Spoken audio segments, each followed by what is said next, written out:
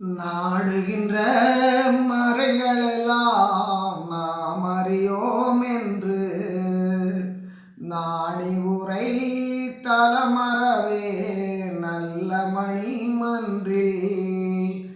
ஆடுகின்ற சேவடி கண்டானந்த கடலில் ஆடும் அன்பர் போல் நமக்கும் அருள் கிடைத்ததெனினும் வீடுகின்ற பிறர் சிறிதும் அறியாமல் இருக்க வேண்டுமென இருந்த என்னை வெளியில் இழுத்திட்டு வாடுகின்ற வகை புரிந்த விதியை நினைந்த ஐயோ மனமாலை பாய்வதுதான் மன்றில் நடத்தரசே மனமாலை